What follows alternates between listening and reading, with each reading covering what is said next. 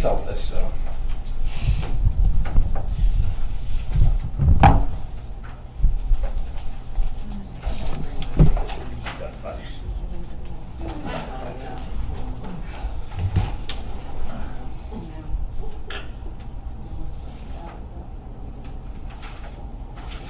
I know Katie's probably still in Springfield, I don't know if she responded. We had a conference up there. I just opted out at the last minute. Who's up there? Katie Graff. Oh, she's not curriculum, she's not curriculum. Yeah, we, sure. Did the, We figured one of you was enough. Well, I happened to stay home after Monday. I figured I needed to be there to handle things, which was smart.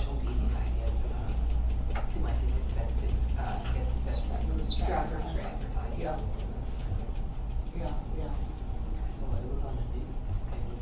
It was a riot. Yeah. Wow. The media was full of drama.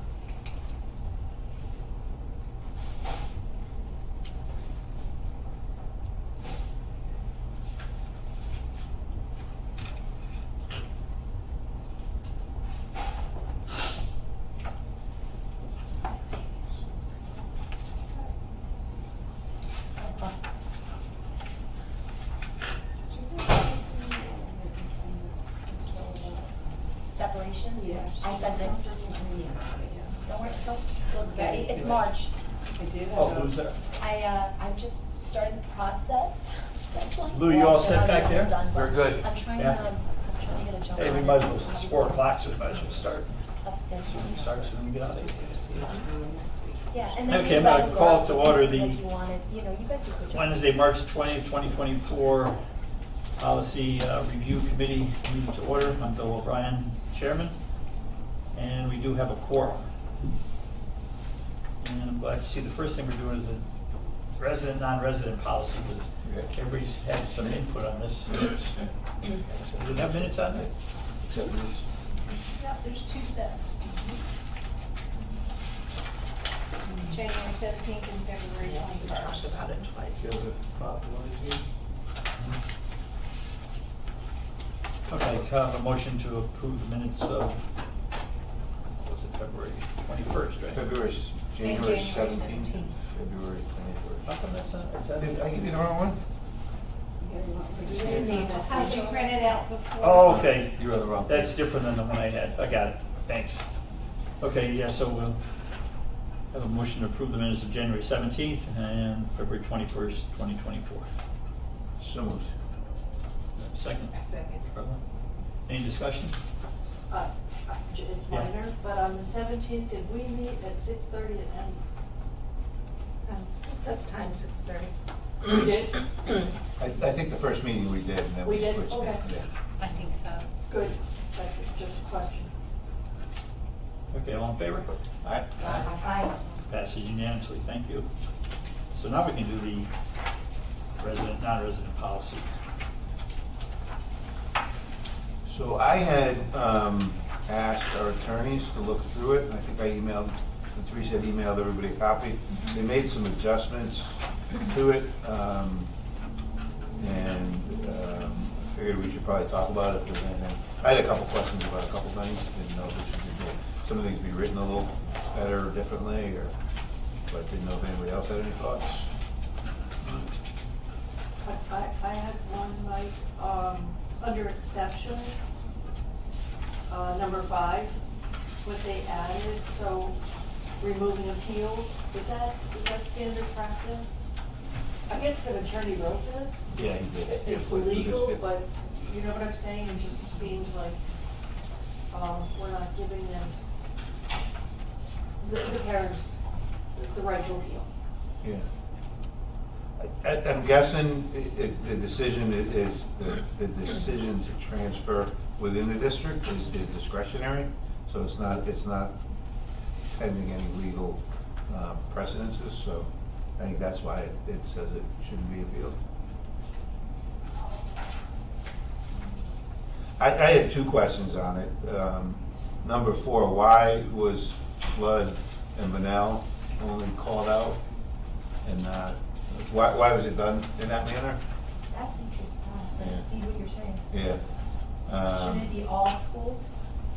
I would guess, and I don't know the reasoning why, I mean, the attorneys didn't have, but it's not, again, it's not a legal thing. My guess is, Mike, that because the original document was approved in 2005,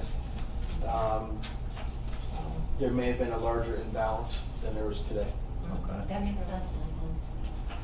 So is that, so movement into and out of flooded Bunnell, school by students not in flooded Bunnell, attendance here is dependent on enrollment and racial balance. I mean, I would think now that would be based on, that would be all, I mean, every school. Generally, It should be it's all, based on- I think it should be all. Even Yeah. elementary schools, I mean, it should be, So, I mean, do we want to just say movement in and out of students? base school. Not in attendance areas is dependent on enrollment and racial balance, or? I kind of like the determine here now is base school. It's right? base school. That's what it says Right. in Power That's School we too, use so base moving school. out of your base school, Base. it Base. should be dependent on enrollment and racial balance. In that base school, or, No, in the, well, I guess the base school and the receiving school. and do we want to say, do we want to word it receiving base school, or? It wouldn't be base school. It's not a base school. Base school is the school that the child was districted for, where they are, their residency. So that's, they're considered their base school. And then if they're not going to their base school, it's a waiver. It's not their base school. So all, other school, I don't know what wording we can use. Is that applying also, is my additional question, to the kids that come in later, you know, because we have rolling admission throughout the school year that are then placed, say they are, you know, base school should be Franklin, but they don't have the space, or they, you know, are gonna be too high above numbers, so they come to another school. How does that implicate those kids as well? I think this is under though, Exceptions. Article of Section 3, right? So it's students moving During. during the year within Stratford. Yes. Okay. So this is a change of address. Mhm. And most, I think, times what happens, Teresa, is depending on where you are in the school year, they do let you stay. Jess? So if someone an elementary student moves from Wilcoxon Ave, say, to Chapel Street, they could finish the year at Wilcoxon, or they would be enrolled at Chapel. I think the choice for that year, That is called out in here, in the policy, and it talks about, I think if it's within 5 weeks of the end of the marking period. Yeah, it does talk about that. And then, after April break, Right. they're allowed to finish at that. I don't even know if there's any need to have that number 4 in there anymore.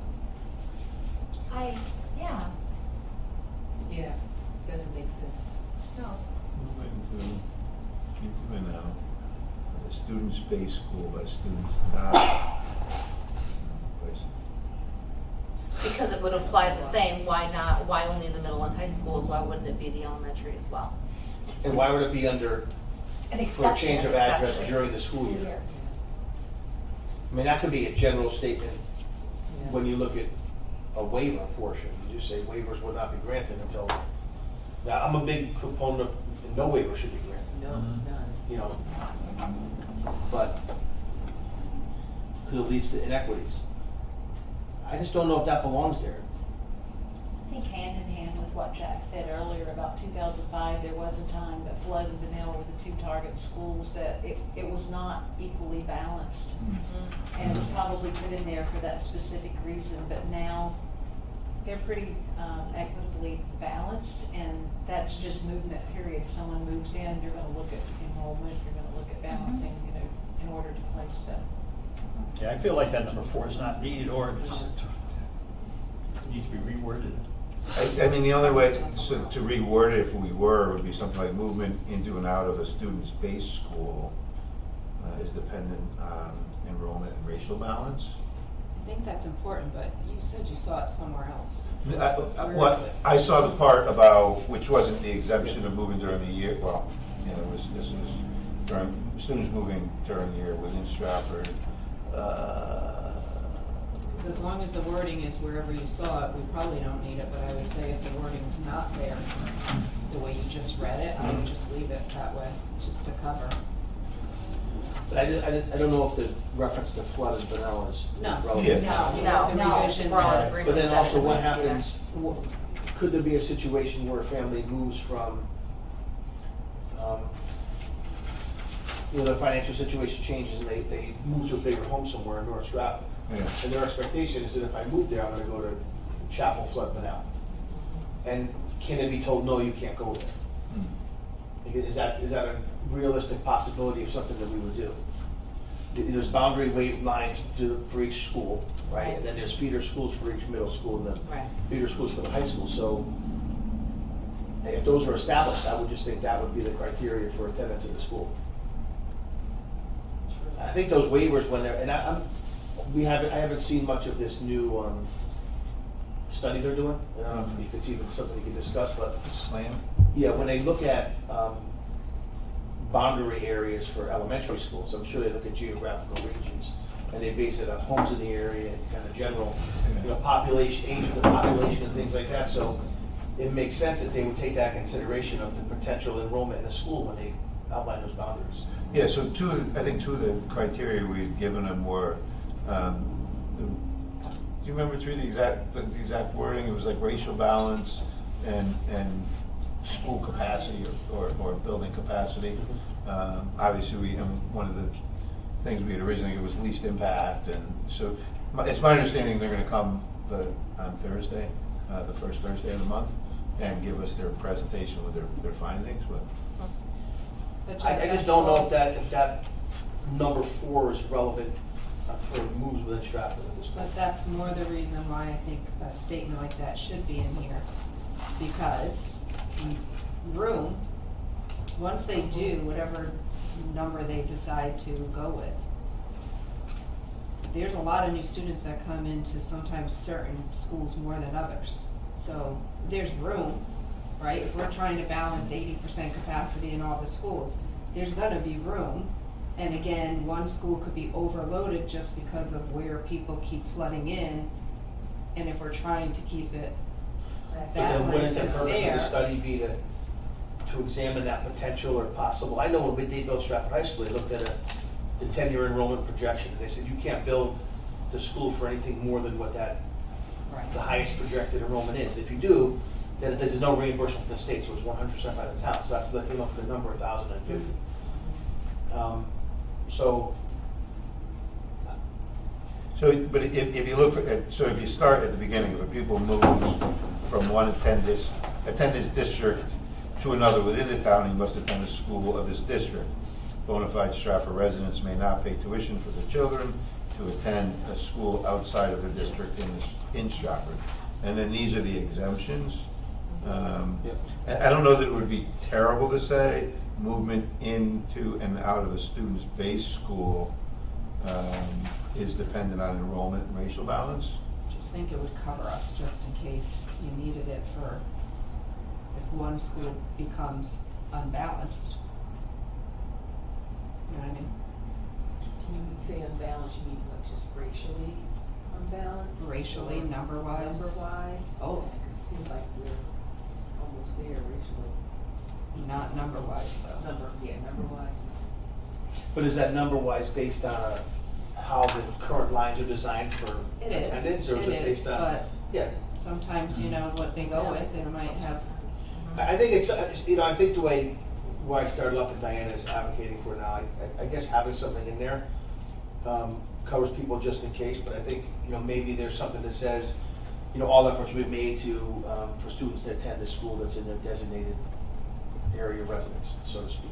So, and this is an exemption, and if it was movement into and out of a student's base school, which if they're moving from Chapel to whatever, Eli Whitney, if the movement in and out of the student's base school, which would be now, it would be Eli Whitney, because that would become, Correct. is dependent on enrollment and racial balance. So even though they move into Eli Whitney, they might not be able to go there because the enrollment or the racial balance might be off. And I think it would be more, enrollment, if their grade group is at Union you know, if each class is full according to union regulations, you're not gonna make a whole new class for the one kid, you're gonna push them to another school. So, And you don't want the town getting a suit if my kid couldn't go from one school to the other because of their race. Because they were either gonna mix up the balance. You know what I mean? You have to be careful of that too. I mean, I think it just gives us some clarification as to why they might not be able to go there. And I don't know that race would ever be an issue to it, because I don't know that one kid, but classroom size would more than likely be. We're affected Yeah, by that good. a lot, that's why I'm Yeah. advocating Yeah. for that. Yeah. Our numbers are really, last year was off the charts, this year is a little bit better. So that's what I mean, like, you just don't know the years. Yeah, again, if you have 3 third-grade classes with And they were maxed 24 in their last max, year. and you get a third grader moving the district, what do you do? They move to Sheffield. Yeah. So then maybe, if you're gonna change that wording, That's then we right. look at, So I would say, it should include, it should be broader than what it says. so the first sentence, moving in and out of students' base school areas dependent on, and then the reasoning, maybe Jack's point, we want to expand or clarify the reasoning, is dependent on, you know, obviously enrollment is definitely, you know, one of the issues. And maybe instead of this dependent, something like, will be given consideration. Well, it doesn't make any difference if they move in the middle of the year versus towards the end of the year.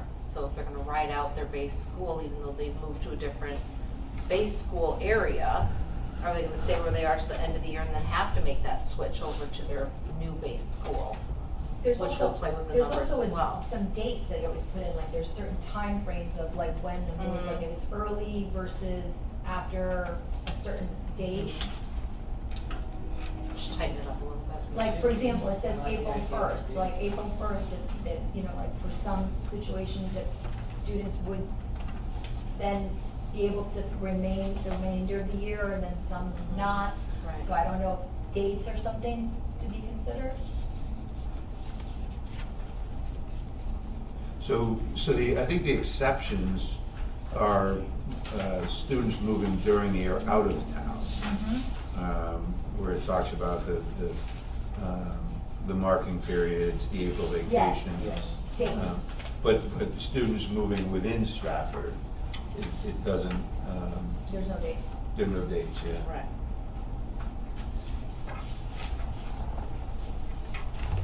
I think that's important too, that we do include dates, because, you know, to get a student who lives in Stratford and will move to your building just before we test, I don't know how beneficial that is.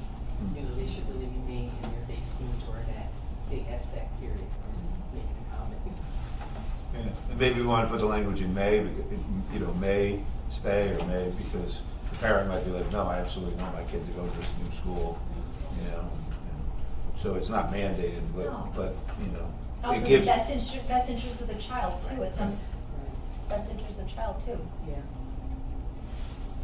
I like the May. Yeah, yeah. So it gives the opportunity, if it is, and the staff and the parents think it's better for the kid to stay, then they may. But if the parent and the staff decides it's perfectly acceptable for them to move, so, yeah. And I would think we would hold off final approval on this until after the slam report, see what that has to say about everything, right? I don't know that we would need, because this is gonna kind of be how we move forward on this, even with the slam is just gonna balance the numbers to some extent, but there's still gonna be that movement, there's still gonna be, you know, people are moving, so. Well, my thought is that even with that, eventually you're gonna be back in the same situation, Mhm. all right, over time. Yeah. Just based on, you said, who's moving in where and who's moving in when, so. Yeah, I know, and I don't know if the schools are the same, but I know like voting districts, it's mandatory that every 5 years they redo the numbers because people move. You know, the same with this, so this slam report might be good again for 5 years and it might everything be okay, but I think we're at a point now with slam that we have to do it, so.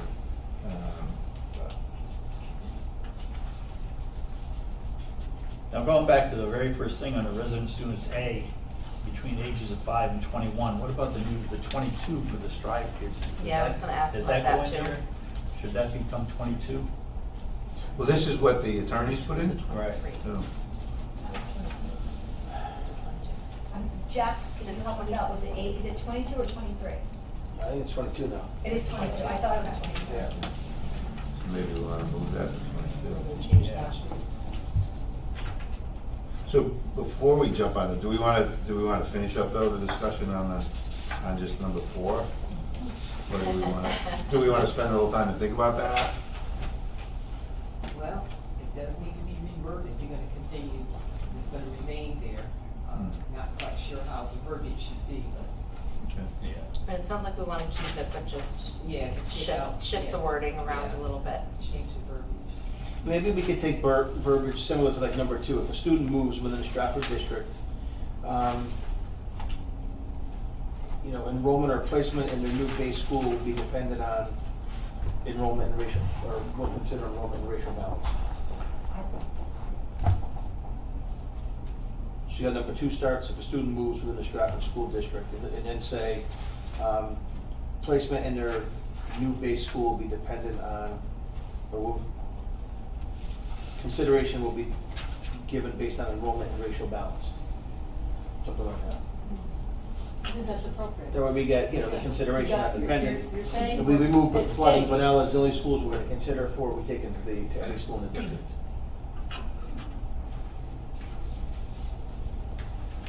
Let's see the word Racial balance. Or will, depend on factors including enrollment and racial balance. We don't, that way it's not limited to.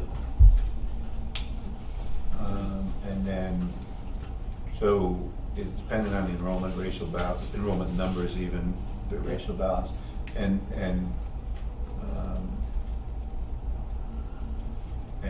may, we said, and may be at the discretion of, and the timing, may be at the discretion, the timing of that move may be at the discretion of the parents and staff. And adding that one little piece to it. Yeah, something like, I think maybe we should think about it a little bit and how to best word it. I wonder if, does the timing up the top, does it cover, so the first one talks, which I think we could probably look at after September 1st of his sophomore year.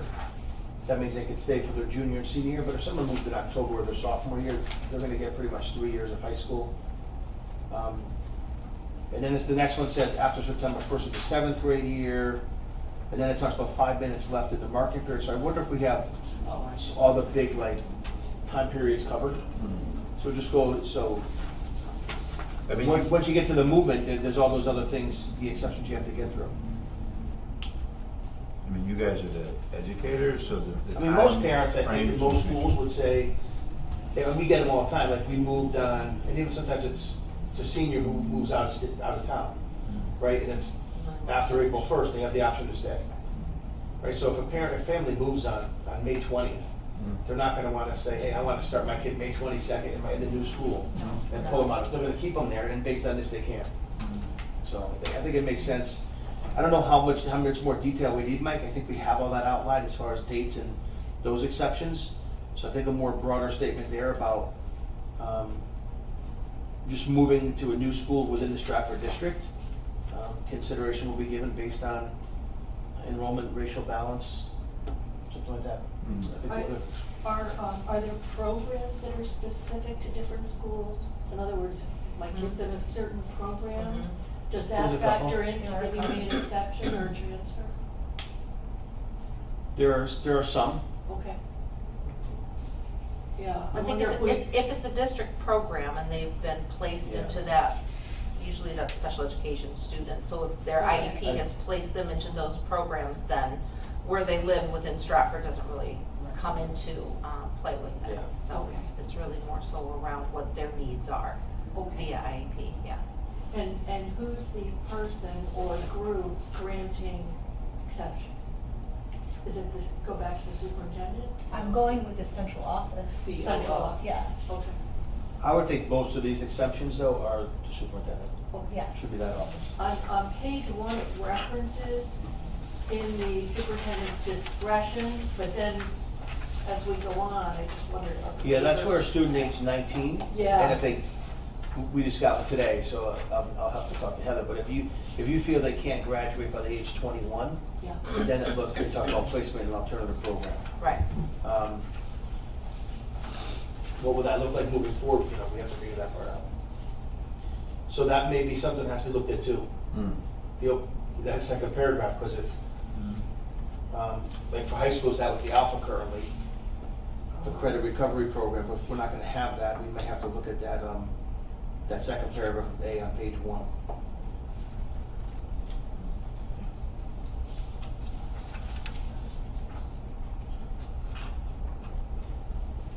and it's not necessary to include, the decision-making body.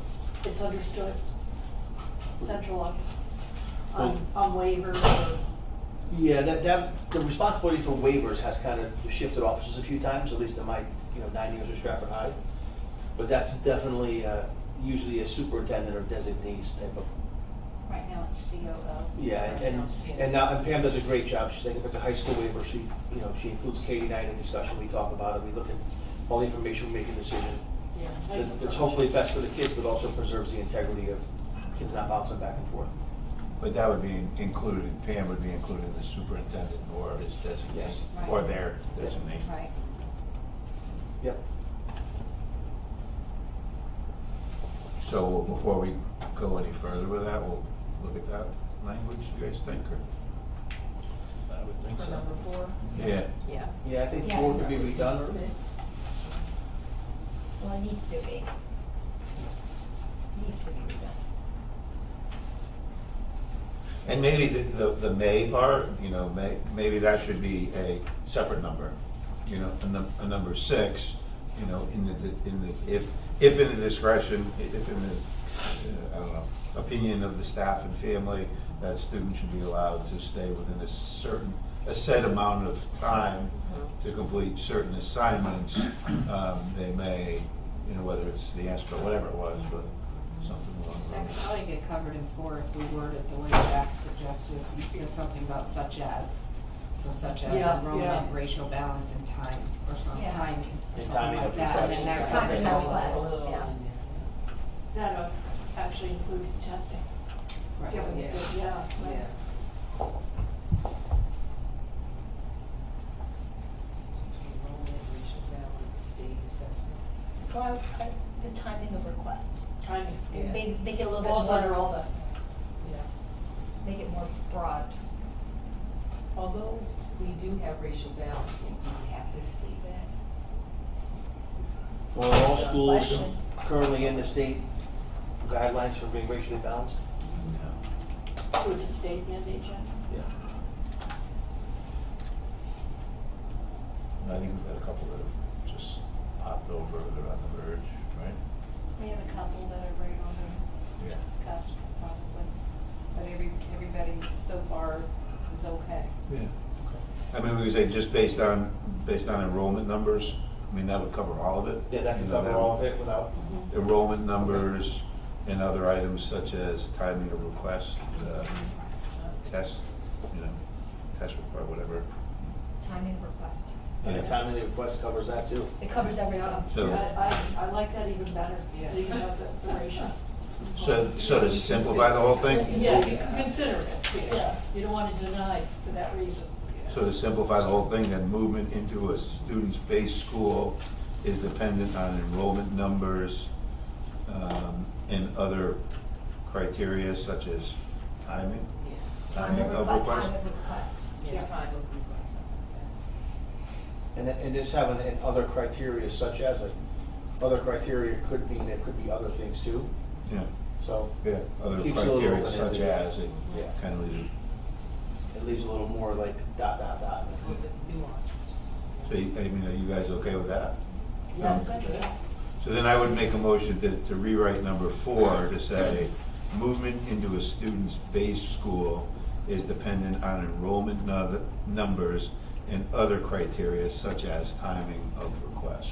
If you're saying state movement out of base school. Yeah, I think, Movement into and out of a Okay. student's Oh, base, yeah. movement into and out of a student's Or base we- school. Mike, if we just pick up that language, if a student moves, in that parentheses, within the Stratford district, out of their base school, then they said a placement into their new school will be Yeah. based on enrollment and other factors. Well, the movement into and out of, so whether they move into their new base school or out of their existing base school. I think the movement sounds more appropriate because it gives more general Yeah. Okay, coverage. okay. Okay, I think we'll just, but you could make a motion. Yeah, If we hear it all together, we could make a motion, I think. so then, yeah, I'll read it, and I think this is, so movement into and out of a student's base school is dependent on enrollment numbers and other criteria such as timing of request. Yes. Yes. Then that's fine, because we already know it's within Stratford. Right. Right. Yes. That's Yes. kind of It's in the exception, Yep. yeah. Yeah, I think that's fine. So then you need to- So I made the motion, then you need I a second the second. motion. Any further discussion? Well, I think we could. All in favor? On number four? Aye. So we just spent 15 minutes on a sentence and we got Do we want to change 21 to 22 on page 1 before we Yes. close out that? Yes. Okay. We have to. I think we just verified with Heather on that one, but I think we have to, I think we all understand it has to change. Yes, increase the age.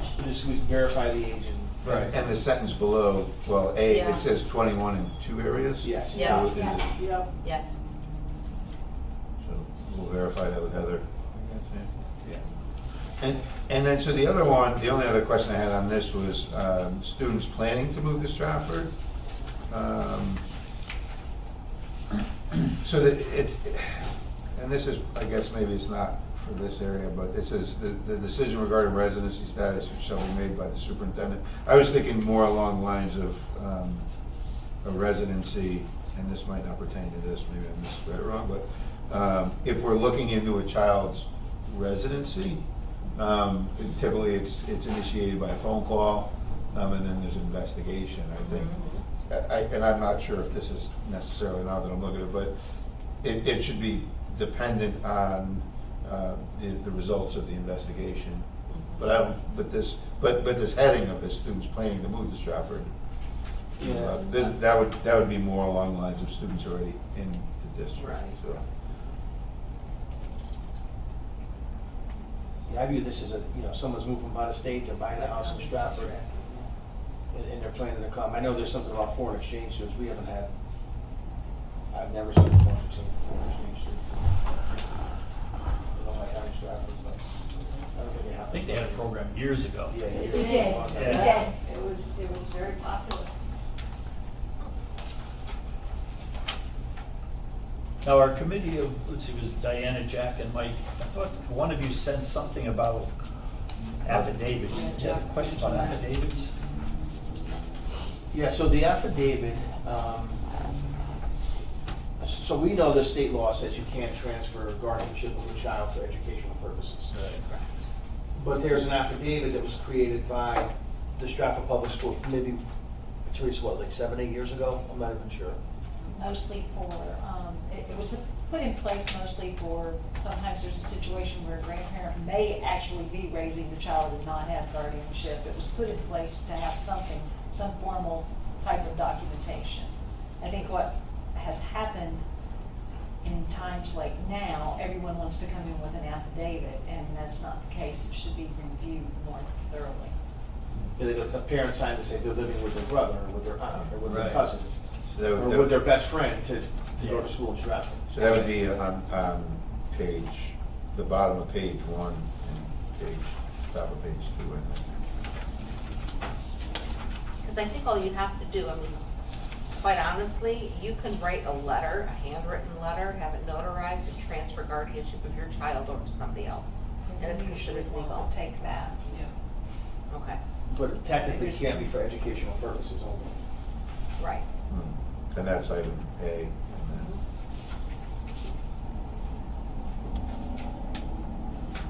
Yes, the superintendent shall require the sworn affidavits shall be executed by both child and legal guardian and the Stratford relatives, not attesting the child's residence.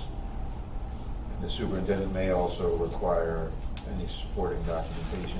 The only thing, I guess the only thing the affidavit says, it verifies that you meet that criteria. Right, the person that they're living with gives a statement that yes, they are living with me supposedly for non-educational purposes, and they also state that they're aware that they could face restitution if they're found to not Yeah, because be making number, truthful statements. number 3 says, and it is not for the sole purpose of attending the Stratford Public Schools.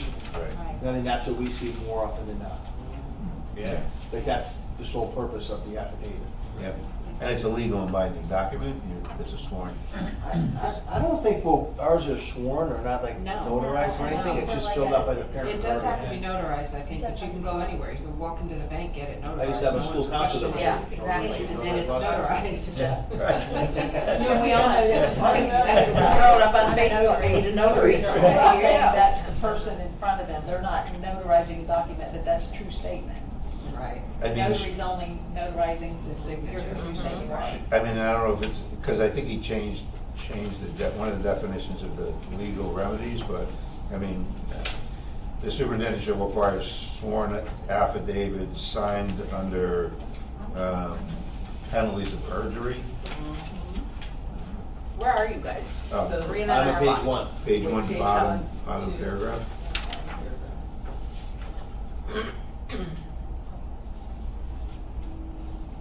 And I can ask Floyd if we can, Yeah, add that's that. what we were- This might be an area where they really want to Yeah.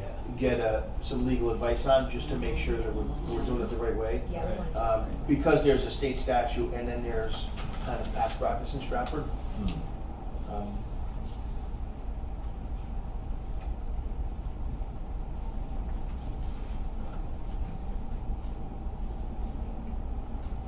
And he does have a state statute on the top. Ooh, is that legal book up there? we got Google. It does say in here, though, the superintendent can also require any additional supporting documentation that they deem necessary. So if they think that it's shady, they can request additional pieces, to verify that that is the case. I'm thinking, what additional documentation? I don't know, what would you ask If the for? affidavit says, oh, I live here, well, we could really look at the address and say, okay, they do live there, but we don't know if it's really for, non-educational purposes. Right.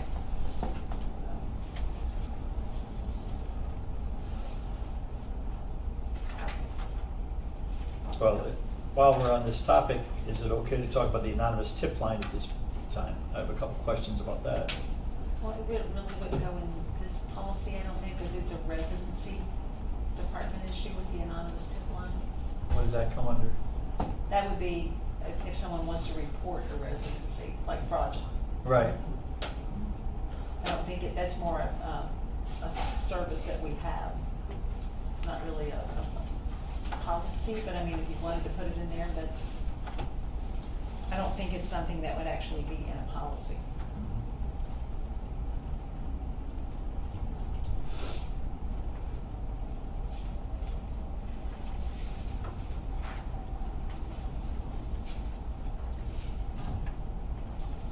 Yeah, and this doesn't necessarily tell. By law, the burden of proof in residency disputes technically falls on the family. The statute provides the party denied schooling shall have the burden of providing residency, proving residency. Yes. That's what I think.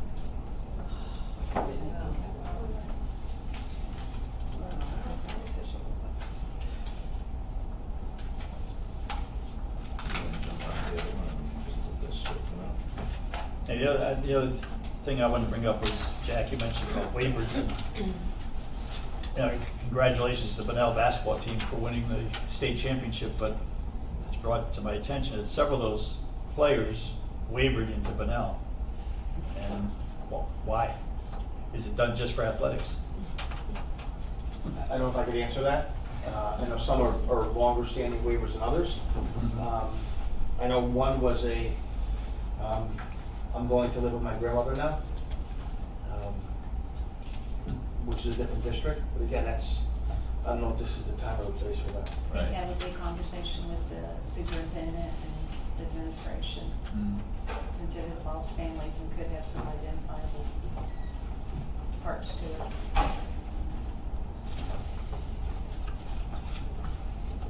But- And that state statute is just pretty much hand in hand with this policy, it's children residing with relatives or non-relatives. Okay. It's a fairly good size paragraph, 10-253D. Is there a sentence at the top, in it that says the superintendent shall require sworn affidavits? It's just children residing with relatives or non-relatives when it is the intention of such relatives or non-relatives and of the children or their parents or guardians that such residence is to be permanent, provided without pay and not for the sole purpose of obtaining school accommodations, and for the fiscal year commencing July 1.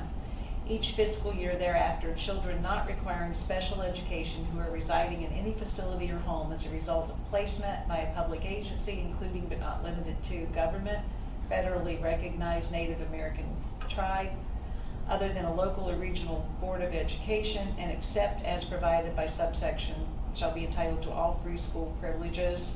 A local or regional board of education may require documentation from the parent or guardian, the relative or non-relative, emancipated minor or pupil, that the residence is to be purposed, so that such documentation may include affidavits, provided that prior to any request for documentation of the child's residency from the child's parent or guardian, relative or non-relative or emancipated minor or pupil 18 years of age or older, the Board of Education shall provide the parent or guardian, relative or non-relative, emancipated minor or pupil 18 years of age or older, with a written statement specifying the basis upon which the board has reasons to believe that such child, emancipated minor or pupil 18 years or older is not entitled to school accommodations. So the affidavit would be mentioned that way, that they could. So maybe then I could just ask what, if we can write in that language, signed under penalties of perjury, maybe give it some more teeth or. Is there a time frame around all of that? I'm just reading under that same section A for that. It says that there's, you know, if you're having trouble getting the signatures that you need at school, that you can have an extension of 2 weeks, but what is the original time frame?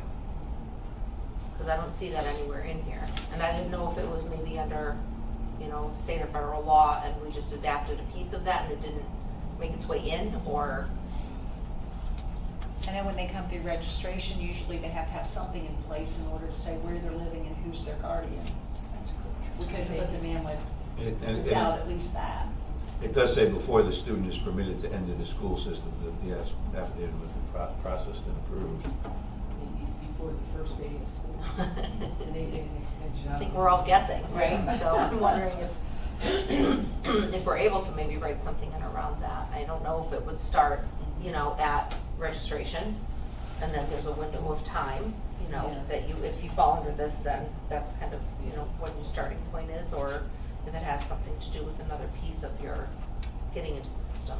And then, Or within X amount of you residing with that person. and then who checks after the 2 weeks? Is it the school or the central office? I mean, that's a good, There would have to be a red flag to check residency. because you're saying we're giving you an extension, which is fine. We want to get the kids Unfortunately, in we don't school, have the right? means to just go out and check. you know, Yeah. That we would have to have And a then you're red kind flag of to just check. big and they get buried underneath and now, you know. Yeah, it says they'll be automatically excluded, but if nobody checks, then. Right. By the wayside. Well, we have a list of students, and some of them, we have a list of who they are, but they're just not sending anything in. And I think Susan Hughes was supposed to put together a letter, craft something that says, you know, maybe given a deadline with the date, but I think it becomes very, having dealt with some of that in our buildings as well, loose. You know, it's unless somebody is following up, then it just, if they're not doing that, then it kind of just Falls through rides the the wave cracks. and it That's falls right, through the yeah. cracks, or yeah. you keep following up because you are diligent, and it's And you have such to a have waste the of manpower time, to like. follow. Correct. Right. And if, I just feel like it should be a little tighter we should have some kind of a time stamp. Yeah, no, I agree. Maybe Yeah. the time that they start registration, I don't know, or something. Yeah.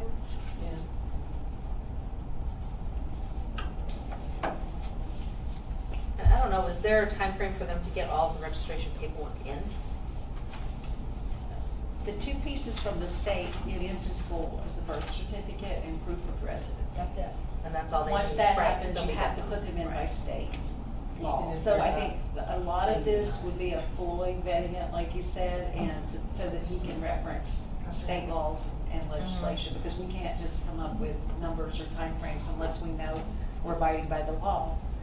We found out recently, and I'll just share this because I know everyone we have kids and they need to move out, that if a parent requests an appeal from the state now, or say we've had an impartial hearing officer, the impartial hearing officer says you don't live here. Right. We still have to give that parent 20 days now, Yes, I know. because they have but we have to keep them in the We have to system keep for the them, 20 yeah. days. It's a state one. And then once the state attaches onto that, that could be another month or two before you have a state hearing. So there's a due process and a lot of legal things that our hands are tied If they with. take, We if can't the parent just takes it move. that far, right. Well, and I think that part of that reasoning is because they don't want any gaps in learning, right? So, Which is I mean, important. which is very important, it is, I mean, because what happens is that if they don't enroll, then, you know, within there's not even a guideline for that. I mean, we kind of give them 2 weeks, you know, if they leave us, at least in my building, we're like, okay, well, rough time frame, 2 weeks, you should be plenty for you to go You would register think, wherever you and need now to they be. say 4 weeks. Right, and then, you know, we call DCF to report, you know, that educational neglect piece if they haven't enrolled already. So it's a lot of follow-up and it's a lot of communication back and forth in order to make sure that that child is being enrolled so that their education does then continue. But, yes.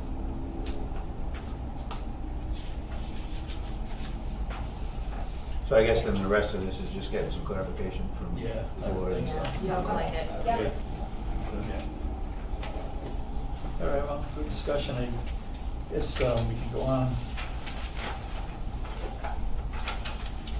Which one do we want next? Carly, your little subcommittee or? You Oh, you're ready, yeah. wanna do that? It's not too much to report. We have a little handout, you probably all have it, since the state passed it down. The handout is the, state of Connecticut Department of Education, was a memo that was written on June 15th, 2022, and it basically outlines what the law is regarding, paying for school lunch, unpaid meal charges, that sort of thing.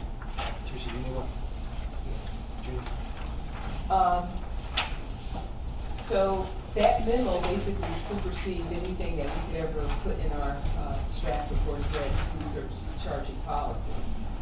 And I just want to read one part here. It's like the local education agency, Stratford policy must allow each child to obtain a meal. You cannot delay or refuse to serve a meal to such a child or designate a specific meal option for such a child. So that's already been established. But then the state turns around and says that the local educational agencies must create or update policies and procedures related to the collection of unpaid meal charges for children who are served meals, are not eligible for free meals, but do not have money in their account or in hand to cover the cost of the meal at the time of service. So the bottom line is, it's not that we wanted to, but you cannot deny a meal to any child at all. So if you look at our policy, okay, you know, our food service charging policies, policy 3542.43 in our books. Here's our policy. There's changes to be made, but the fundamental question of, you know, being able to collect the money, that's just based on the Connecticut law. We find that it's unenforceable and it's an unfunded mandate. But at any rate, if you take a look at our policy, you can kind of, you know, go down through it, but it says, when we say, we can't deny any student, obviously, even if they are at the charging limit. So if you look at our policy, we talk about, for number 2, say on the elementary page. Elementary students shall be allowed up to 5 reimbursable meal charges, or in some cases secondary 2 reimbursable meal charges. And it says, that's what they're allowed up to, but the reality is, we just can't deny any student, even if they are beyond the charging limit. The charging limit, by the way, in our policy refers to insufficient funds in the account. And according to our policy, it says, a student can't exceed the cost of 30 meals. The reality is they do exceed the cost of 30 meals. They're not allowed to charge up to 5 reimbursable meal charges. They do surpass this, but there's nothing we could do. We cannot deny any children a meal, okay? So, again, with this Connecticut policy, it just supersedes what we have here. So we have a lot of the language embedded into our policy, but we are saying additional things that we just can't enforce because we cannot deny any meal. So Yeah. we can't deny a basic meal, but it does look like we can say that they don't need to have maybe like ice cream or chips. Right, or, I mean, the you a la know, carte, I mean, it talks A about la a la carte, you know, we pieces could, here. that a la carte, they need it, if they want a second meal, but we cannot deny a feeding, like a one meal. Right. And for the most part, our kids get the one meal, and that's the meal that unfortunately a lot of our families are not paying for every day, okay? The other thing, in our policy, we should omit, I said that, talked about the reimbursable meals. The other thing that we have in our policy talks about a cafeteria fund. And it references that principals have a special fund to loan kids money if they don't have, money for meals. That simply is not true. That's just not true. We never had a special account to loan kids money if they didn't have, money to pay for a meal. So that should be removed because we just don't, it never existed.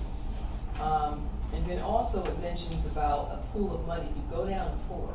It talks about a pool of money, I just made some notes myself, that may be established from the school or the PTA/PTO funds. Well, the PTA is separate from the Board of Ed. That's a separate entity. And the monies they raise defray costs for field trips. They have enrichment, they do other things, but they don't have enough money to pay for meals. So that language should be taken out altogether. Let's see here. And then the other thing we said to just make sure I'm ticking off everything on our list, we kind of made a little list. You know, they have the principal acting as the bill collector.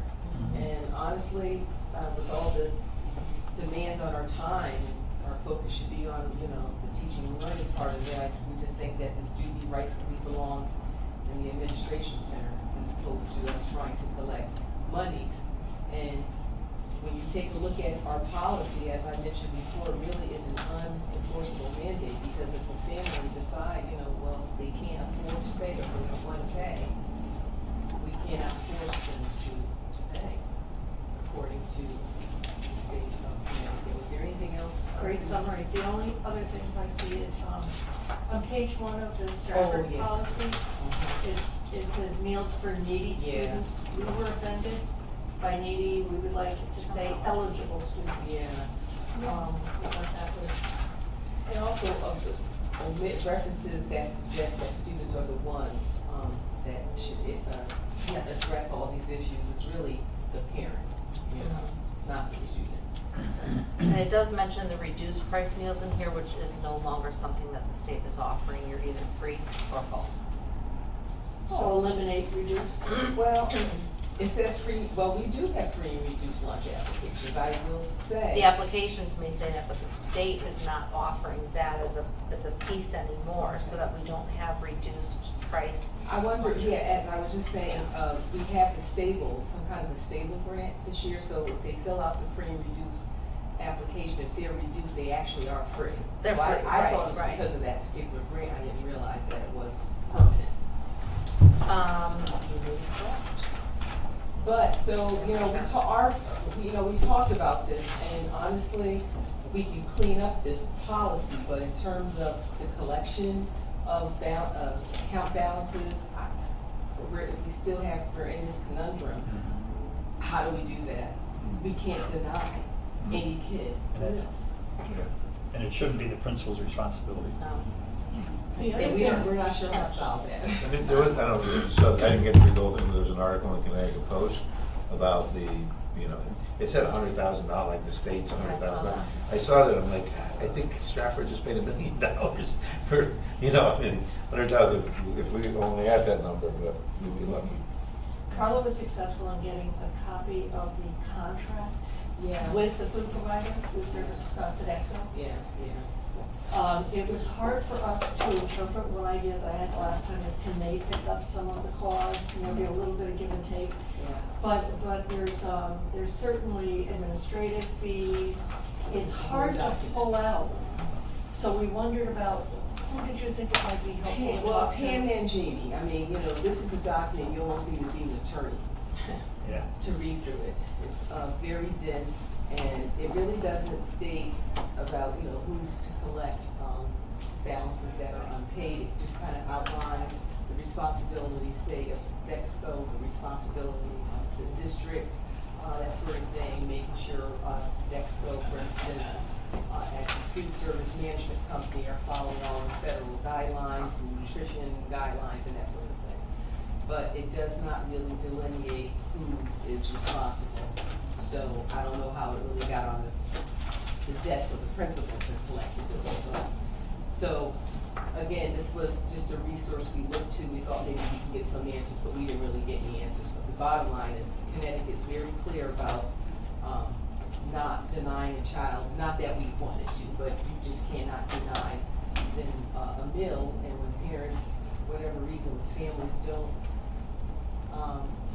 you know, balance their account or, you know, pay on their account, I'm not sure what kind of recourse we really do have. We don't have much. The other concern we had about the food services agreement was that it can be renewed for 4 years, and given inflation, we probably shouldn't go near it. We shouldn't disrupt that right now, given food prices. So it would just be getting explanations, and maybe for the future, seeing if they would take up some responsibility for either collection or accommodate some of the unpaid charges. Right. But what we really thought had to be emphasized is that we have to get that free lunch application out at registration. And encourage families. Heavily encourage that, but that has to be the proactive approach, but yeah. Well, what's happening now here in Stratford, though, I can speak to the elementary, half of the elementary schools have free lunch, the entire school. Nichols does. Nichols does. Johnson, I think, does. Right? Johnson, Franklin, Franklin. Chapel doesn't. You see, so because I'm a school that we don't get the free lunch, it means now I really have to promote the free and reduced lunch application. We have a hard copy of it. Parents can, can link. They can fill it out electronically, but they have to fill it out. It is difficult, when they don't fill that out. So what's happening is we have families, again, we're not going to ever deny a kid. Everybody can get a meal, but there's no effort in paying for it at all. And then you would try to reach out to them, with a letter or what have you, just trying to encourage them. But, it says in our policy, parents should contact the school or whatever. That doesn't really happen. They're not going to contact us. They're having some difficulties and some challenges. So it's a conundrum. You can only send but so many letters, but that's it. I mean, And what were you saying, Jack, about Stratford High? It's not a big issue for you, What's that? the unpaid, Oh, no, we're probably the biggest issue. oh, yeah. Yeah, we're pretty, it's really difficult to figure out how this works. I mean, I certainly understand that every kid needs to eat. It's a necessity for life. Right. Sodexo gives out the meals, and then they ask us to collect the money. So we try to impose, we put fines in our school, and we say the student won't be able to graduate if they're not paid, or you can't buy prom ticket, you can't do other things. it's just hard to enforce because we have no control over how it's being given out. That when we put in $420 or $290, that's a lot of money. And we're not hearing about it on a daily or weekly basis. We get it when they decide to print the letters. So it's really tough, I think, to try to enforce this.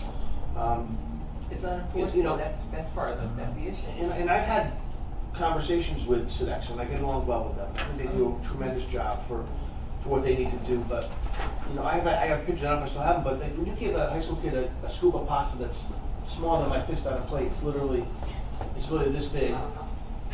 You know, and they try to go get second lunches. I don't blame them. I would too. Yeah. It's just the portions are tough to understand sometimes, and it's. But then they have the deli sandwiches with boar's head meat, and it's like you're going to any deli that sells boar's head. Right. So it's great. Like there's some really good options for kids. It's an interesting policy. I think you guys did a great job of pointing out, you know, areas where we need to look to get better, but we need to also have an agreement with Sodexo at this point, or any food service provider, to make sure that they're working with us on our policy. We're not working kind of away from each other. And it sounds like it's probably gonna have to come through the contracting, right? Yeah. How you contract with that Right. company. And I wonder if, and I don't think that actually we would have anything specifically to do with it, it's probably to be worked out more so with the lawyers, but maybe there's a cap that the school won't pay out more than X amount. You know, so we're meeting kind of halfway or at some point in time, you know, someplace in the middle with Sodexo. And then going back to, I think that it has to be more aligned to what the state is saying, because Right. we're contradicting, and we have to follow, and we should follow. Right. Well, I think that our policy is somewhat older and outdated, and I don't think Yeah. any school denies kids lunch because they have Absolutely, and they reached, shouldn't. 5 No. lunches. Food is Yeah. important, No, You it's know. part of. You can't, You now can't. you can't. Food's And important. you know, with free breakfast now for Foundation, everyone, it certainly foundation. helps, Right. Yeah. but lunch isn't. Right. You know, one of the things that we need to figure out a better way to do is to get out the free reduced lunch applications to parents, almost make it mandatory that each year they have to fill them out. We talked about that the last Yeah. meeting. We talked about yeah. that, we weren't sure if it was legally sound, if we could do that, make it mandatory, so I don't know. Because you're asking for them to disclose financial information. Right. Yeah. And you Yeah. don't know legally you can ask that. Right. Yeah, I think it has to be at their own volition, but I don't, Okay. again, we would recommend that to council. Or even a check in the box, I choose not to fill out this form, Yeah. you know, That but would at least you get an acknowledgement that Right. Yeah, they've checking they've this box, reviewed. I will not receive. Or, I like or that. not, I know, I do not wish to apply Yes. for. Yeah. It's That's, just I think something that part of think it too is to your point where, you know, it talks about the pool of money and the PTO, but to have that language in there kind of says, no, don't worry about it, we got it covered. Right, You know, and it's not true, so that's why all that needs to be clear. I don't know if that's Yeah. ever been true. No. I mean, I don't think it's ever happened. I was gonna say, do you have a special fund? I have a special fund. Some people have more funds. Right. And the state memorandum, it did say that donations could be received. So we kind of kidded and said, well, we could ask the course to pay for the lunches in We've town. gotten donations from organizations for to help pay down, that strap, strap. Yeah, public yeah, school. yeah. But you know, Grant money to help offset my costs. my cafeteria supervisor shared this with me, kind of word is out in the street that, last year, I guess we did have a couple of donors who zeroed out the accounts. That's very nice.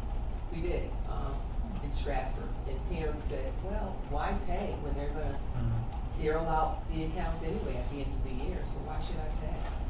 That was said, you know, that was verbalized, so I don't know if that's the mentality or whatever the case is, but, you know, in Chapel, we're 3,200 in the hole right now, unpaid. Maybe if we could work with the contract, like you That's said, right. and put something in there where it puts a little bit more ownership on their staff. Right. So it's not from our Right. staff. And then looking at the agreement, I mean, again, it's so thick and I read a lot of it. I would love for Pam to just kind of clarify things for us. Like, I didn't see any language at all about the collection of the money and, you know, if we couldn't collect it or, you know, just kind of outline what Stexco is supposed to do. what we do on our end, but it really does not address the problem. So. Do we want to have, I mean, these meetings start at 4, so Pam's still in the building. Do we want maybe at the next meeting to have her and you guys can put your questions together and? Yeah, Yeah, yeah. very much. Maybe Yeah. get And one of the challenging things too is just that Stratford High, we're dealing with the largest school in the district, but when they walked over with a stack of letters and they said, can you mail these home? You know, we used to send things here to a mail room. They were stamped and sent home now. For us to mail, if we want to mail 500 letters home, we have to get 500 stamps. You know, which is a lot of money nowadays. It's not like you costing use us it. money, that's Right. right, with the letters and the stamps. Maybe look at and paper. policies from some of the other districts too, to see how theirs is written. I'm looking at Fairfield and it's written a little bit more, it was adopted in 2022 after the state memo. Maybe Yeah. look at some other districts Yeah. and see how their policies are written. That's a great and then idea. Yeah. Pick Yeah. and choose. I like that. Okay. I agree. I'm wondering if we also could as part of registration, include that form within the baseline paperwork. I know what we That would be require to great. put a child into school, but, I mean, I'm assuming, and I have been involved in registration, but they're given some type of packet. You know, can you fill these things out? You can do it online, or you can do it here, and it's, you know, given to them, and maybe then from the bottom up, you know, right, because you have to start foundationally from bottom up, so maybe that would assist with getting us some more specific information around those forms. And You know, I just, you know, when we were talking, it would be great if all schools was able to get the free lunch, you know, rather than half the schools get the free lunch and COVID was, the other half do not. And I guess it's because of the Title I designation, I don't know, I just feel like. the Aren't schools Title are- I funds now, though, split equally between the schools? No, they're not split equally, we get a portion or a percentage of the funds, you know, but it would make sense if all of us could have free lunch as opposed to half gets it and the other half doesn't. What's it based on? Title I, What's Title I based on? the poverty level, I guess, the social and economic. the makeup of the school disadvantage. based on what you have. Yeah. So that's why when we balance it, Correct. eventually, maybe that. Well, and that may takes care of one shift too based school on or the if other. they redo the lines. Right. That may That's what I'm reshift saying. things That as might well. shift things Yep. and more schools might be entitled to it. But here's the deal, I get some Title I funding, say for, after-school programming for parents, that sort of thing, but I guess not enough so that I'm a free school. You know, so that's what I'm not sure of. And so I think Pam coming to a meeting would be a good idea. It would be helpful. That'd be excellent. Yeah. And we'll look at neighboring towns or best practices out there. Good idea. Good job. And even too, going through like, you know, just what we should be eliminating out of here, which is, you know, like the fund, like the other things, just kind of create a Things that are- document, so, yeah. Can I ask, I'm going through, I did look up the stable piece because you had mentioned it, I Yeah, wasn't aware yeah. that that was there. Yeah. And it mentions about breakfast, which is something that we also didn't Yeah. talk about, right? So within the food piece of things, with breakfast being free, I'm assuming then Sodexo is eating, well, the money's coming from the funds, so I'm assuming that the funds are then paying Sodexo for the food that they're providing to the schools. Yeah. Yes, it's up to Right, so Sodexo that to it collect those federal or state dollars. Because everybody gets breakfast. Everybody gets Right breakfast, now. that's the thing, everybody gets breakfast. It says for So this lunch. school year, Okay. Right, Yeah. for this school year. for this school year. Yeah. Because if that goes away, right, then some will decrease, but there will be kids that will still continue to go, which is going to up the concern of the monies lost. You know, just make that a larger cost, so. That's it. When I had mentioned, maybe there's some additional grant money out there someplace that could assist with offsetting. I know you had said that some people came in and kind of zero balanced it out, but. I do have to mention that there have been districts right now that have applied for grants that are right now getting free lunch. I know for a fact Derby's one, Hamden one, I don't know what the grants were. I know one just got in March. That they're all schools for the remainder of the year, and I think there was some. So there are things out there, I don't, Do we have a grants person?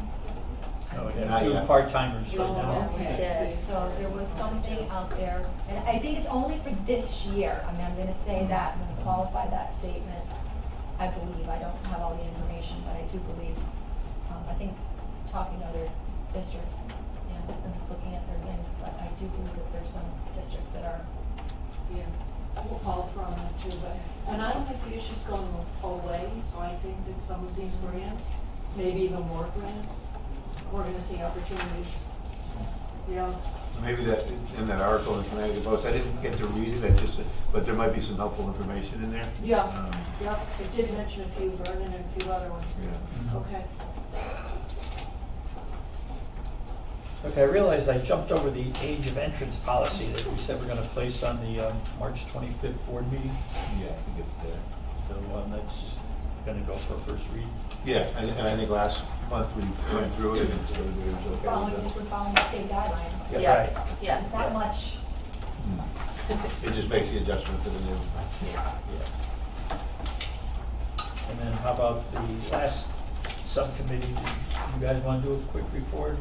You want me to go through really quick? you've got it. So we had the attendance policy and what we agree on through conversations is right now we have a high school attendance policy. It would be great to have a policy that's mirrored that at least at the middle school level and possibly elementary school. Our current policy identifies the number of missed days of school at 20, or missed classes at 20, where there's a possible loss of credit. One of the things that I did after I missed a meeting, I apologize, I looked through some other policies. And most of the policies are more in line with the state of Connecticut, saying that 18 days of missed school could be loss of credit. Right now in Stratford, what we do is we've almost created a situation where kids can be chronically absent. We say if you miss 20 days of school, then you risk losing credit, but at 18 days of school, you're chronically absent. So if those numbers, first of all, were kind of in line, 18 days of school could be loss of credit. Now at least we're in line with the state of Connecticut and the chronic absenteeism. Guidelines for a full school year of 18 days for 180, 1 or 2 school days. So that's kind of one thing. And that trickles down to the middle and elementary school level, sets the kids up for, it's one of those consistencies we could have vertically between our school districts where we say, our school systems where we say, okay, it's 18 days when you're in kindergarten, it's 18 when you're in 7th and 8th grade, it's 18 when you're in high school. And it starts to become understanding to the kids and the families that that's a magic number where we don't want to exceed for school, but also when you get to high school at least, and I'm not sure where we would fall in middle and elementary school, but it could result in loss of credit in retaking the course. And that seems to be pretty consistent. Also, we've talked a little bit about, at the high school level, about creating an FA code in Power School. It goes right on the transcript or on the report card of failure due to absence. So we talked with Joe Barlow. They use something similar, where what they do is if a student does exceed the number of absences that are, if they have 20, say, or 24, they'll get an FA on the report card, and that's only changed when they give back the amount of missed time per class after school working on Apex, which is a free program available by the state this year. So what would happen next year would be interesting. But once they kind of make up the lost class time and relevant lessons, then the FA is removed. When a student has an FA, they're not allowed to participate in any extracurricular activities. And I think we do have to clarify, the absences would be what is considered unexcused. So Correct. the state has defined that 1 through 9, which is absolutely, parents can call for any Any They're all reason. pretty any much reason. excused. Yes, It's they're all all considered excused. excused. The state specifies after 10, medical documentation, some kind of form, like, so, again, there may be kids who are ill, and that does not come into play here, because obviously if they're sick, they have to have an illness, they have to have surgery, they're gonna be out long. That does not negatively impact any of those situations. So go ahead. Well, plus the other thing the state does, the first 9 absences are excused for everyone Yes. across the board. Correct. Yes. Then there's 2 mental health days that are included for kids. So the Yes. Right state's now, saying yes. you can Yes. have 11 days off and no one asks a question. But if you get to 18, so 12 to 18, now once you get to 19, you're chronically absent. So it's a really small window when you think about a student and what they go through, that they understand that 11 days they get off pretty much because they want to. But if you get to 18 now, you're chronically absent. And if you get to 20, you may lose credit. Now it's 10 for a half-year course and 20 for a full-year At the course. high school level. Yeah, at the high school level. So we at least have that. Yes. And what happens at the end of the year, especially kids who really exceed that, generally many of the kids who exceed that aren't passing the class anyhow. It's really hard to pass a class if you have 30 or 40 absences. So it doesn't come into play much with holding credit, but it does come into play.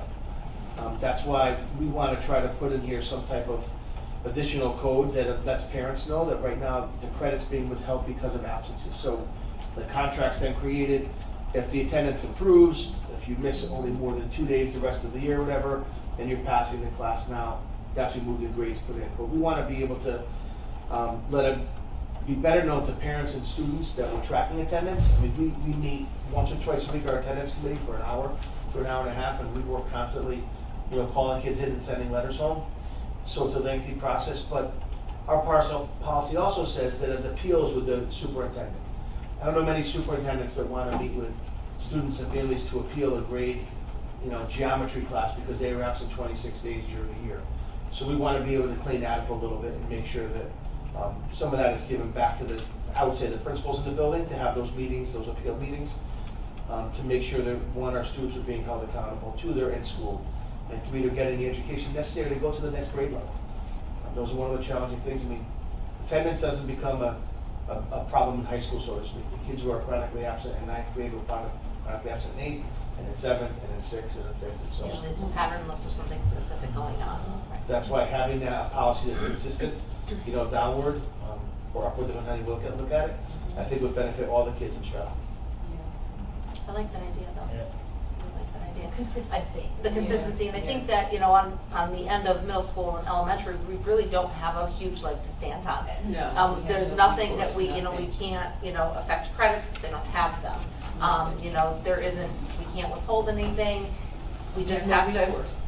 We have no recourse, exactly, and we follow what we can, we have meetings, we send letters, we have follow-up. We are the bar committee, we, refer out to state agencies if we need to. We try to bring in, which is one of the bullet points that we have, the attendance people, the Melissa Redding and crew there to assist us, but still are met with not a whole lot.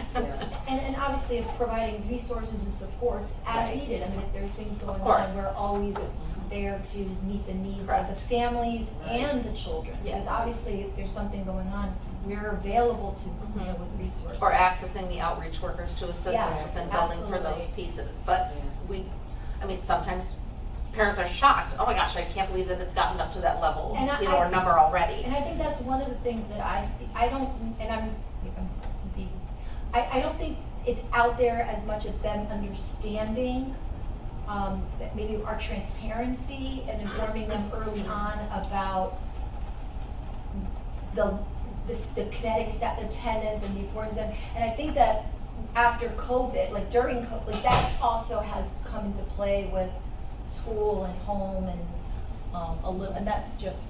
Yeah, and we had the mandatory 10-day, quarantine period.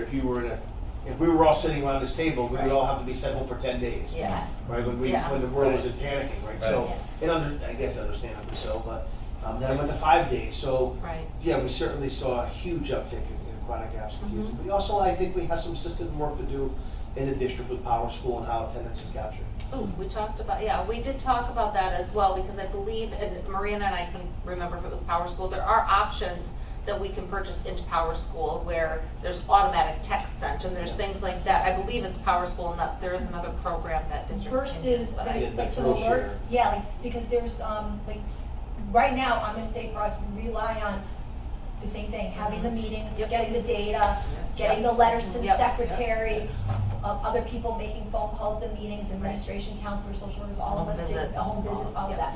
Yep. There is some districts have electronic, you get to a certain, I would say, buzz 5, nothing scary, just an alert, like, hey, child up. missed some Mhm. days of school.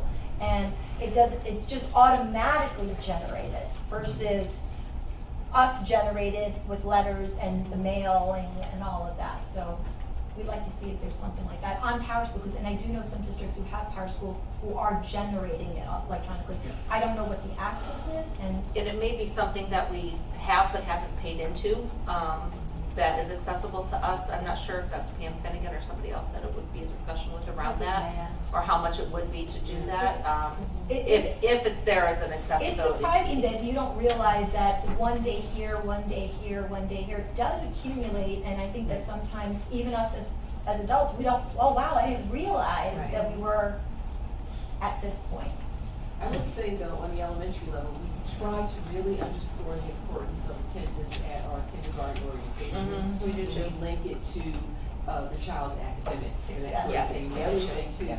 I try to tell my teachers, listen, and the comments on the report cards, if the child's struggling, whatever, and a lot of them would say to me, well, so-and-so is not here, and that's why. Well, you need to make that comment in the report card, because parents need to understand the connection between their child being in school, being present, and how it connects to their academic and social growth. Right. So that's what we do on the elementary level, but at least again, you Attendance is a have. bigger indicator of success than standardized test It score. really is. 100%. It really is. You know, we did talk about, I mean, there's a number of schoolworks, or I'm sorry, not schoolworks, attendance works, Workflow Central, I mean, all of these areas have, as well as other districts have, tiered levels of intervention around Yeah. attendance. And while we do tell staff, you know, please, if you're finding an attendance issue and we've missed it or something, Right. please refer them in, you know, but that doesn't typically happen either. You know, so I think that there needs to be some clarification around that as well within building, within district, so that it does start, you know, from our elementary level up to the middle and then trickles into high school so that the kids are getting in. You know, and establishing that as we do the academic tiered levels of intervention.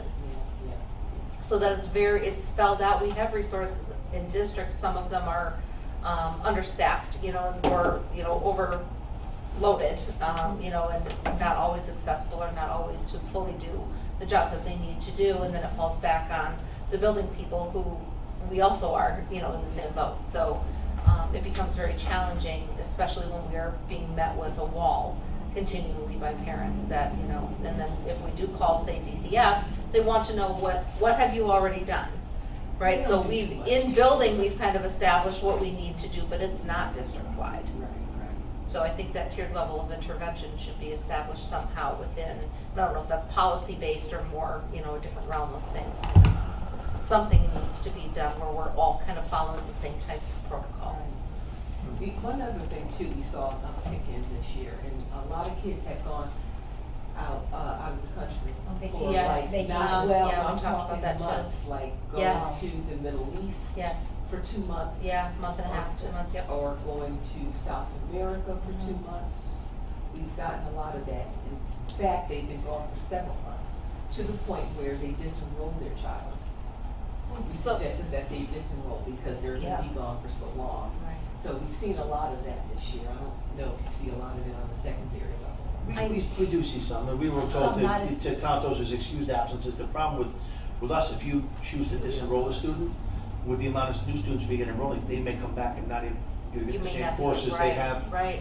they were taking. So now we're just, Yeah. we have absence. They may not even be able to land in the same school that they were in prior to, you know, disenrolling. And we did talk about that as well, and we did look into some other districts around kind of what their policies were around a few other things, and we did find that some of them have superintendent approval for things like that. If you're going to go to Pakistan for a month or a month and a half, it needs to be, you have to fill out this paperwork, Yeah. and then it needs to be done by superintendent approval. Yeah. You know, and my We should thought have was, that's something like such a that bad here, because idea. We're getting a lot of that, especially in the elementary. Yeah, I think we liked that idea, that there was some accountability, you know, you can't just leave. I understand, you know, family is important, Emergencies, hands down, but things like that. emergency situations, you know, things like that, but you need to have some type of follow-up piece where the school system is saying, we are fully aware, you know, from all the way up to the superintendent that you have this, you know, you're gonna leave. And then what, you know, is there a time frame around that? If you're going to be gone for a month and a half, you are required to disenroll. So a leave of absence policy. Some type of leave of absence, yeah, In within the it. attendance policy, You know? right? Yeah. I don't know. And I will say, Just that one food other for thing we thought, but- noticed, so the high schools this year switched to period and day attendance, which means if you're present for half your classes, you're considered present by the, 50% of the days considered present by the state of Correct, Connecticut. yeah, So our school collects the information right. on the amount of classes you attend. But one of the things we found after the beginning of the year was if you get marked absent for our advanced class, that initial mark still captures the daily attendance. So if Jack comes to school at 7:45 and the bell rings, knowing advance is over, and I go right to my first block class, and I'm in periods 1, 2, 3, and 4, and I go home. You're marked absent for the day. Mount Daphne's for the whole day. Because for some reason, that first attendance mark It's the only one locks that in, which matters. makes no sense if Like, we switched the period, so now we have to make sure that we have somebody there, whether it's an admin or a safety monitor. Anyone who comes late, they funnel them to the attendant. You have to go to attendance, you have to go to attendance, because, and something, the kids aren't doing it in a bad way. Like, a senior may come in, Right. they park, they come in and they go to their class. Maybe they have culinary first, they walk right into the civic lab, they go to culinary. Well, you're not getting credit for being there all day because you Right. didn't check in. It makes no sense to me. That's why I think I said some system changes where, Yeah. I don't know if we use Power School to the fullest extent. You know, we talked about alerts and That's better, notifications. yeah. It seems like we could get a lot more out of it. I believe we One, can. one of the things is just mindset too. I know athletic, especially popcorn or holiday time, they take a lot. And I don't know, but I remember my daughter was a cheerleader. Yeah. They encourage the kids to go down to Disneyland, take a significant. Is Five there days, yeah. is there a And we missed a lot of kids for that, yeah. yeah? But is there something in place with these kids, or do they need to get a sign off, or is that incorporated into their 9 days? No, actually, I think we received an email this year. Didn't we? tagged Tell them us as how to code vacation that for days. kids who go to Florida? Parent initiated vacation. Let me see, I should- But it's just, again, it's a mindset to make sure that, if they're going away, Yeah. that they're taking schoolwork with them, and it's not, I mean, I have to say, most families are, well, when they're doing, they do contact, they do, they do take initiative about getting the work in, most times, so I don't think that, I think more concerned about that it's not so much the student, it's just general concern about, as you said, attendance does impact Mhm. student success to a certain extent. If you're not in school, you're not being educated, you're gonna get behind, you're not understanding. Obviously, there are same circumstances for Sure. and everyone has different situations, which, that's where the communication piece comes in, and maybe potentially resources and help and all of that. So, because I mean, obviously, our goal is to have students come to school, learn and be successful and move on. Right. I mean, that's, Now, do the majority of parents use Power School the way it's meant to be used? no. No. No, no. I think that we're getting better. I feel like we're getting better because now we're going more paperless and it's becoming more of a necessity. For example, I can speak for the middle school, I can't speak for the high school. Sports, you have to sign up from Power School. Everything's in Power School. Everything's in Power School. There's a form Yeah. you have to fill out. So if you don't have Power School, or you can't sign your child up for the sports. Correct. Yeah. So Our that, parents, I'm sorry. And you pay, yeah. But like we tried My one school year to say, paying you won't all get of your child's that. schedule until you complete all the forms in Power School. yes. And the first day of school, we're running around with kids because they don't have their schedule. Because not everyone logs in. It's interesting because we have about 70, last time I checked, it was about 74% of our parents are signed up to receive emails. So it's funny, people say, well, send an email and tell them to sign up. Well, What do you say? the only time I send an email is 74% that get it are already signed up. So it's hard sometimes to figure out how we try to have people set up an open house and orientations and have parent conferences just to get parents to sign up. And that's where the texting piece from Power School may come into play. That might be more beneficial because not everybody checks their email, but you know if you've got that text coming through on your phone, you're gonna pick it up and look at it. So I think that, if there's a switch to be made with that, I know that we both felt that it was really imperative to So what we'll do for the next meeting is, Teresa, are we able to kind of take the policy and make it editable somehow? Does it have to copy and paste it into Google Docs? Tell me, for the attendance. The Yeah, attendance if you want to I'll give see us, if I have a Word document. if you want to give us, and I and can we'll throw make, it in a Google Doc. we'll do some strikeouts and make some suggestive language changes for the next meeting. Because most of it is followed from the state, so, and that's what we Right. don't have to. And I think we have to just Yeah. maybe outline the state verbiage a little more in our policy. Yes. And just some small tweaks, but I think it should be, I don't know how Diana or Carla you feel, but I think we should extend it to an attendance policy for, through elementary school. I think Obviously, it should be. the language will be different, but. Yes, yes. So Yeah, I think behavior, there should be a right? breakdown within the policy itself that Yeah. has, all students district-wide.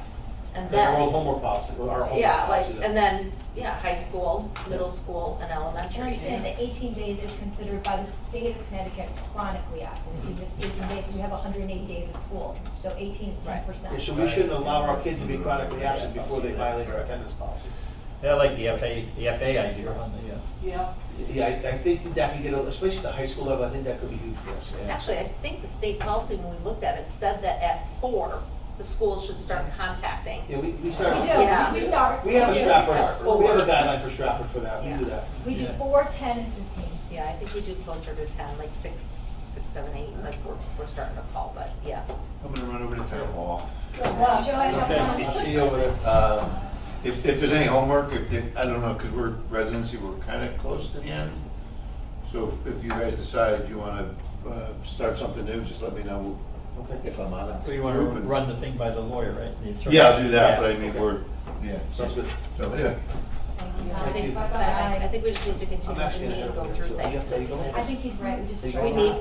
yeah, I have What printed time's it, well, we it did start? drop it, Fun. we don't have it, but we don't have it, And it it's starts not over the that- presentation. by How the- do you get that? How does the school I think get that's what time, hang on, just let me pull up my calendar. Is there a requirement? A parent calls, usually a parent calls, There's an sometimes there's they an don't. there's an automated, like, from homeroom, there is the automated, like, if they're marked absent, there's an automated voice message that goes out, If you don't call, if you don't call. if you don't call. If you don't call.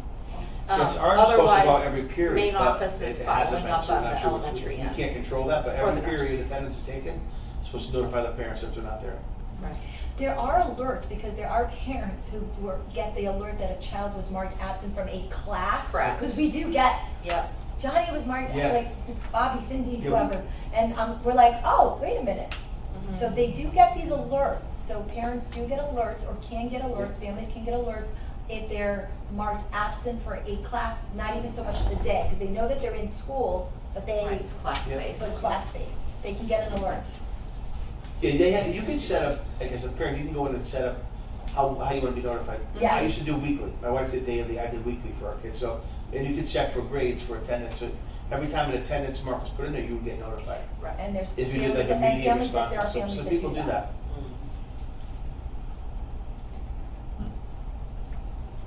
Okay, so tabled items, I guess we'll leave that tabled, right? We're Well, I think gonna we- work at. Yeah, we're Is gonna- that, and if it, you said it is, Tracy, you said it is Pam Finnegan For Bill, do you mind if I write it down? for Power School? Yeah. Matt. Matt. Yeah, Oh, Matt Rivers. Yeah, One Pam's thing I only wanna the data mention. specialist, Matt would be the IT director that would go in to see what we can use and what we can't use in Power School. Is it possible to have him here at some point? I mean, I can email him, but I think that if it's gonna be mainly for us, we should just try to set up. or maybe time have and like a time when we with can Matt. meet with him. Yeah, instead of bringing him to Yeah. this meeting. And I don't know if he's, so we can maybe work around 1:30 work. Yeah. I wanted to mention that next meeting is during spring vacation Yeah, week, I'll bring right? that So, up too, yeah. I don't think. I won't be here. We won't meet, that would be good. Sorry. And I guess if need be, we could always have a special meeting, Right, if you wanna have another date, then we can do it, like it the would be week a before, special. the week after. So we don't have to decide that today, but we definitely will cancel the April 17th.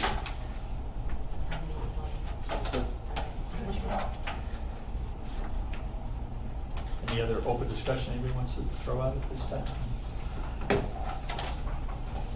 Motion? Motion to adjourn? Second. Aye. Okay, thank you all, We're I love gonna this go committee. through Appreciate it. Very, very good committee. For us to Google Meet. Well, I